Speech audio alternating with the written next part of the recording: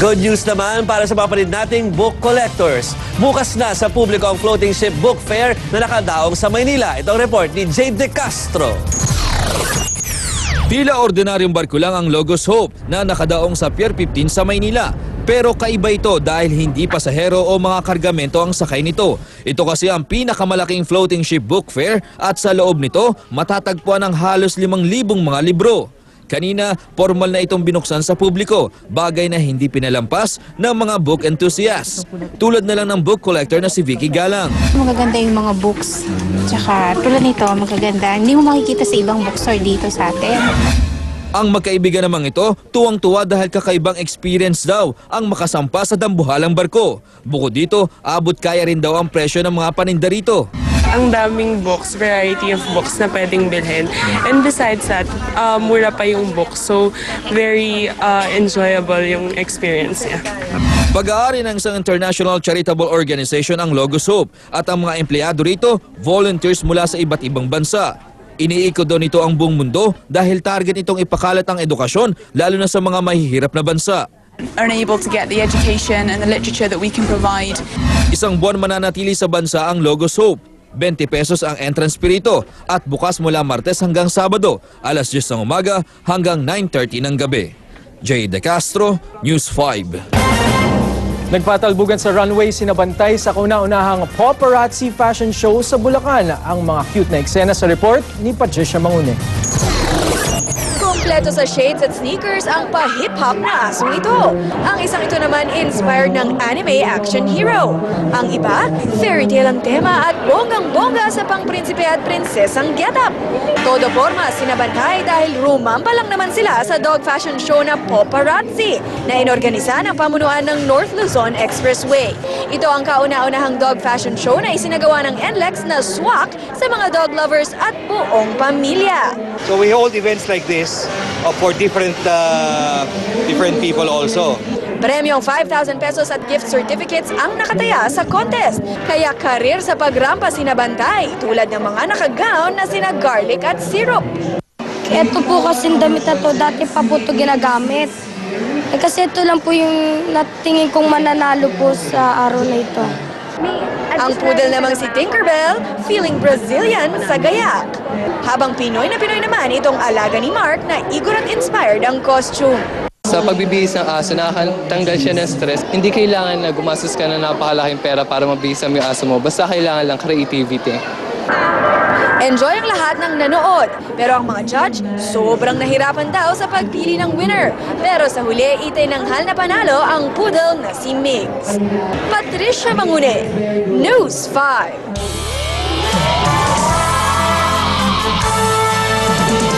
Hindi na nga maawat ang kasikatan ng dating bangko ng NBA na si Jeremy Lin. Si Lin ang napiling cover boy ng Time Magazine Asia. Ayon sa Time Magazine, simula noong 1976, wala pang nakakapuntos na kasing dami ng nagawa ni Lin. Si Lin daw ang lucky charm ng New York Knicks na nagkaroon ng 7 diretsong panalo. Yun nga lang, natapos kanina ang winning streak ng Knicks nang talunin sila ng Nolens Hornets. Medyo inalat si Lin na nagkaroon ng 9 na turnovers.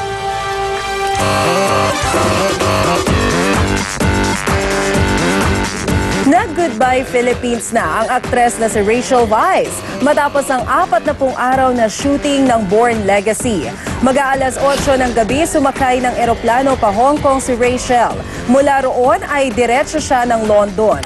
Bago umalis, na ikwento raw ni Rachel sa ilang miyembro ng media na sobrang nag-enjoy siya sa pagtitaping sa bansa, lalo na sa Palawan. Sa Agosto na mapapanood sa mga sinehan ang 4th installment ng Born series. Nakatakdang dalhin sa kanyang huling hantungan ang legendary pop singer na si Whitney Houston.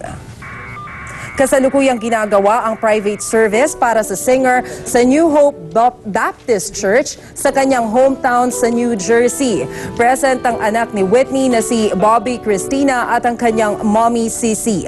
Kasama rin ang ninang ni Whitney na si Aretha Franklin at ang singers na sina Stevie Wonder, Alicia Keys at Kim Burrell. Nakakanta raw lahat sa seremonya. Dumalo rin ang leading man ni Whitney sa pelikulang The Bodyguard na si Kevin Costner. Inaabangan pa rin ang pagdating ng ex-husband niyang si Bobby Brown. Sa labas ng venue, makikita ang sandamakmak na makukulay na lobo na iniwan ng fans para kay Whitney. Meron ding electronic signage kung saan may mensahe para sa yumao nilang idolo. Sa isang gintong karo, isasakay ang mga labi ni Whitney patungo sa paglilibingan niya sa Fairview Cemetery. Ililibing daw siya sa tabi ng kanyang amang si John Russell Houston. Alam mo, ililibing na nga lang si Whitney, ano? Medyo meron pang issue doon sa New Jersey kasi yung pagka-fly ng half-staff doon sa mga flag doon, ano? Sinasabi yung bakit daw ginaglamorize ang isang tao na medyo naging hindi maganda yung mga huling taon niya Pero siguro, bilang isang singer na addicted daw sa pinagbabawal na gamot nga daw. Pero alam mo, siguro pinili na lang nila na alalanin yung the good things that na nagawa niya, inspiring songs na talagang it changed the music industry. Oo naman, malaking bahagi talaga ng music industry itong si Whitney Houston. And kahit tayo, 'di ba? Ako nga yesterday parang binabalikan ko rin yung memories ni Whitney Houston. Nakikinig talaga kami ng music niya kasi syempre, 'di ba? Iba talaga yung boses niya.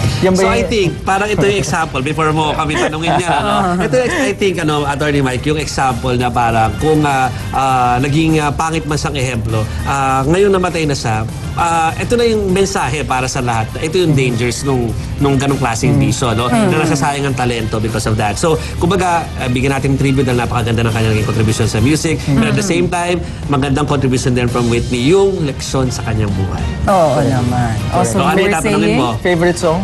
Run to You. I will always love you. Yan. Ikaw? Ako, lahat. At yan ang kalahating oras ng Maaksyong Balita. Mga balitang pundasyon ng matalinong opinyon at konkretong solusyon. Saan man, kailanman, kapatid, higit sa balita, aksyon! You ain't nothing but a hound dog, you're crying all the time. You ain't nothing but a hound dog, crying all the time. Well, you ain't never caught a rabbit and you ain't no friend of mine. Well, they said you was high.